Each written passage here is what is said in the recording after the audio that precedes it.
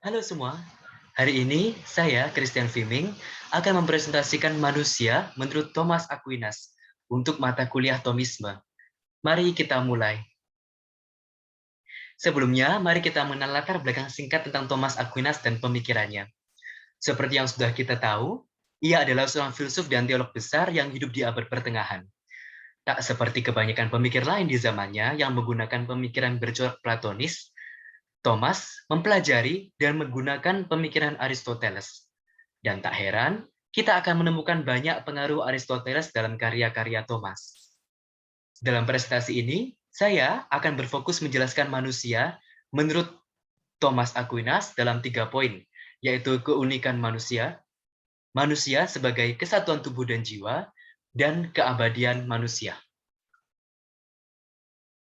Manusia menurut Thomas adalah animal rationale, hewan berakal budi. Ini menandakan manusia adalah makhluk yang unik di antara makhluk lainnya. Mengapa? Sebab tidak ada animal lain yang memiliki jiwa rasional dan tak ada makhluk berjiwa rasional yang memiliki badan seperti yang dimiliki oleh animal. Dan kondisi seperti ini hanya ada dalam manusia. Kemudian dari sifatnya, kita akan melihat keunikan, yaitu animal memiliki esensi material yang terikat ruang dan waktu serta dapat binasa. Misalnya, dapat kita lihat dari tubuh kita yang berkembang dan seiring berjalannya waktu menua, kemudian suatu saat mati dan membusuk. Di sisi lain, makhluk berjiwa rasional memiliki sifat imaterial, tak terikat ruang dan waktu dan tak dapat binasa. Mengapa? Sebab yang rasional tidak terikat ruang dan waktu, maka tidak dapat binasa. Contohnya, yang berjiwa rasional itu mampu mencintai. Buktinya kita dapat mencintai seseorang yang jauh, yang bahkan tidak ada di sekitar kita. Dan bahkan kita dapat mencintai seseorang yang sudah meninggal. Dan ini menjadi bukti bahwa jiwa manusia dapat melakukan yang tak terikat ruang dan waktu. Dan dengan kata lain, abadi. Tentang ini akan kita jelaskan di bagian-bagian berikutnya. Dan ini akan membawa kita ke penjelasan selanjutnya tentang manusia sebagai kesatuan tubuh dan jiwa. Berlawanan dengan pandangan Platonis yang terkenal di zamannya bahwa manusia sejatinya adalah jiwa yang terpenjara tubuh, Thomas Aquinas berpendapat bahwa manusia adalah kesatuan tubuh dan jiwa. Kesatuan ini dijelaskan lewat pandangan hilomorfismenya tentang manusia bahwa jiwa adalah forma dan tubuh adalah materia dari manusia. Konsekuensinya, seperti forma tak dapat dipisahkan dari materianya, seperti bentuk rumah tak dapat dipisahkan dari batu bata, semen, dan segala hal yang menyusunnya, maka jiwa manusia pun tak dapat dipisahkan dari tubuhnya. Nah, jiwa seperti apakah yang dimiliki manusia? Dalam kasus ini kita perlu mengerti ya, definisi jiwa dalam pandangannya, yaitu jiwa itu segala sesuatu, jiwa itu yang membuat makhluk itu hidup. Dan segala makhluk yang hidup memiliki jiwa. Tanaman, hewan, tumbuhan memiliki jiwa. Nah, jiwa yang dimiliki manusia ini berbeda dengan jiwa-jiwa yang dimiliki oleh hewan, oleh tumbuhan. Ya, karena manusia memiliki jiwa yang intelektual, jiwa yang rasional, seperti yang tadi sudah dikatakan. Nah, hubungannya tubuh dengan jiwa dalam Thomas Aquinas ini adalah jiwa itulah yang memberi tubuh hidup. Tanpa jiwa, tubuh ini hanya sekedar mayat, jenazah, gitu kan.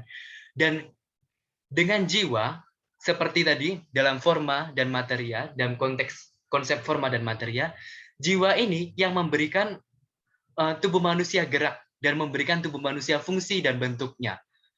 Ini yang membuat mata kita, ini tidak hanya terletak di kepala dan jadi hiasan, tapi benar-benar melihat. Ini yang membuat mulut kita dapat berkata-kata dan mengeluarkan kata-kata. Inilah yang membuat jantung kita tidak hanya sekedar ada di tubuh ini, tapi berdetak dan sebagainya, dan segala organ tubuh yang manusia miliki. Dan sebagai jiwa yang rasional, manusia mampu berpikir, berefleksi, dan tadi sudah disebutkan singkat, mampu mencintai.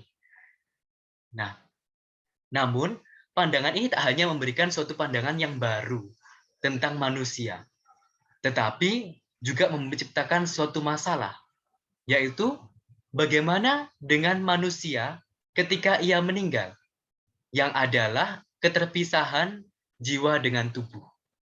Bila jiwa adalah forma dan tubuh adalah materia, maka apakah manusia itu tetap bisa dibilang sebagai manusia?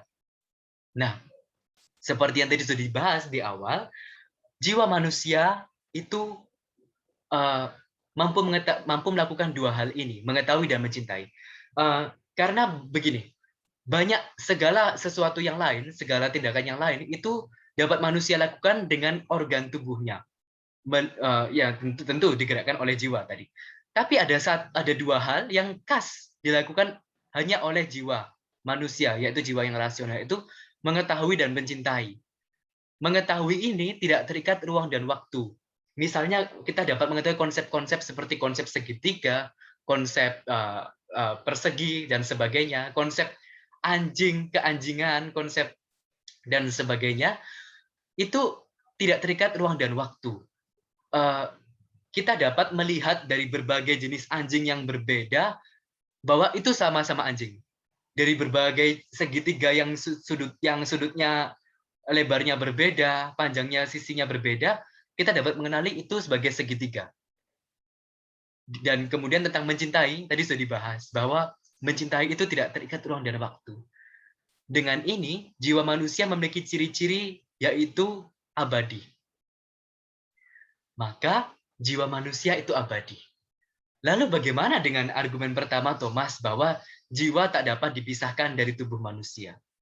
Nah, kita akan melihat dari fungsinya yang tadi sudah sempat disinggung bahwa saat kematian jiwa manusia terpisah dari tubuh.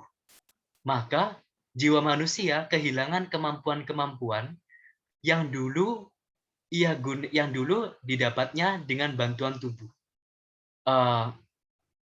Misalnya, kemampuan-kemampuan memasukkan hal baru lewat panca indera, lewat penglihatan, sentuhan, cium, dan sebagainya.